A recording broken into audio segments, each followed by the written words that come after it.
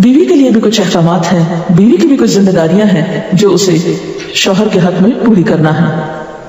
پہلی ذمہ داری ہے کہ بیوی خوشی کے ساتھ شوہر کی اطاعت کرے۔ قرآن پاک میں نیک عورتوں کی صفت یہ بتائی گئی ہے، فالصالحات قانتات، نیک عورتیں فرما بردار ہوتی ہیں، ایک طرف اللہ کی اطاعت گزار اور دوسری طرف شوہر کی اطاعت گزار۔ شوہر کی اطاعت کے بارے میں ایک حدیث میں آتا ہے، آپ صلی اللہ علیہ وسلم نے فرمایا، دو قسم کے لوگ ایسے ہیں کہ جن کی نمازیں ان کے سروں سے اوپر نہیں جاتی، ایک وہ غلام جو اپنے آقا سے بھاگ جائے جب تک کہ واپس نہ آئے، اور دوسرے وہ بیوی جو اپنے شوہر کی نافرمانی کرے جب تک کہ نافرمانی سے باز نہ آ جائے۔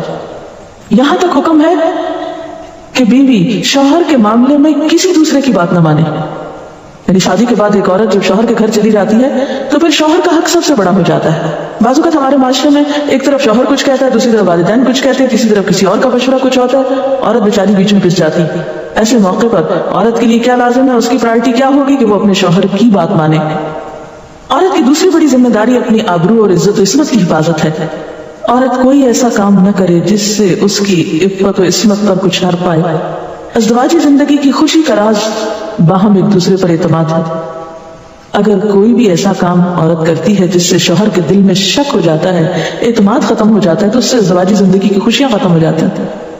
یہ اعتماد بے حد ضروری ہے، اور اس کے لیے اپنی عزت عصمت کی خصوصی حفاظت۔ نبی صلی اللہ علیہ وسلم نے فرمایا، عورت جب 5 وقت کی نماز پڑھے، اپنی آبرو کی حفاظت کرے، اپنے شوہر کی فرما بردار رہے، تو وہ جنت کے جس دروازے سے چاہے داخل ہو جائے۔ اسی لیے شوہر کی اجازت اور مرضی کے بغیر گھر سے بھی نہیں نکلنا چاہیے۔ حضرت معاذ بن جبل کہتے ہیں کہ نبی صلی اللہ علیہ وسلم نے فرمایا، خدا پر ایمان رکھنے والی عورت کے لیے جائز نہیں کہ وہ اپنے شوہر کے گھر میں کسی ایسے کو آنے دے جس کا آنا شوہر کو پسند نہ ہو، اور ویسی صورت میں گھر سے نکلے جب اس کا نکلنا شوہر کو پسند نہ ہو۔ اطاعت کے علاوہ شوہر کو خوش رکھنا یہ بھی بے حد ضروری ہے۔ نبی صلی اللہ علیہ وسلم نے فرمایا، جس عورت نے اس حال میں انتقال کیا کہ اس کا شوہر اس سے خوش تھا تو وہ جنت میں داخل ہوگی۔ اور عموماً کسی کی خوشی کے لیے انسان اپنے جذبات کی قربانی دیتا ہے، بعض اوقات اپنی سوچ کی قربانی دیتا ہے، بعض اوقات اپنی کسی اور راحت و آرام کی قربانی دیتا ہے۔ تو ایک عورت جو اپنے شوہر کو خوش کرتی ہے تو جواباً اس کے لیے خوشی پلٹتی ہے۔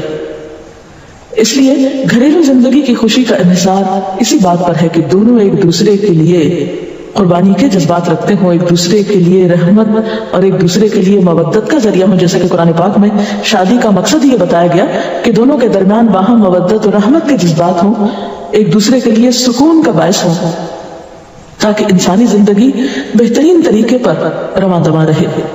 اسی طرح شوہر سے محبت کا اظہار کرنا، اس کے ساتھ وفادار رہنا، اس کا احسان ماننا، یہ بھی بے حد ضروری ہے۔ حضرت اسماء کہتی ہے کہ ایک بار نبی صلی اللہ علیہ وسلم میرے پاس سے گزرے، میں اپنی سہیلیوں کے ساتھ تھی، آپ نے ہمیں سلام کیا اور ارشاد فرمایا، تم پر جن کا احسان ہے ان کی ناشکری سے بچو۔ تم میں سے ایک اپنے ماں باپ کے گھر کافی دنوں تک بن بیاہی بیٹھی رہتی ہے، پھر اللہ تعالیٰ اس کو شوہر عطا کرتا ہے، اولاد دیتا ہے، اور ان سارے احسانات کے باوجود اگر کبھی کسی بات پہ شوہر سے ناراض ہوتی ہے تو کہہ اٹھتی ہے، میں نے تو کبھی تمہاری طرف سے کوئی بھلائی دیکھی ہی نہیں۔ یہ جملہ ناشکری کا جملہ ہے جو عورت کو نہیں بولنا چاہیے۔ قیامت کے دن اللہ تعالیٰ اس عورت کی طرف نظر رحمت اٹھا کر نہیں دیکھے گا جو شوہر کی ناشکری ہوگی۔ اور آخری بات یہ ہے کہ عورت کے اوپر لازم ہے کہ وہ اپنے گھر بار، مال و اسباب اور اپنی ذمہ داریوں میں شوہر کی مددگار رہے، شوہر کی وفادار رہے۔ آپ صلی اللہ علیہ وسلم نے فرمایا، قریش کی عورتیں کتنی اچھی عورتیں ہیں جو بچوں پہ بہت مہربان اور شوہر کے گھر بار کی حفاظت کرنے والی ہیں۔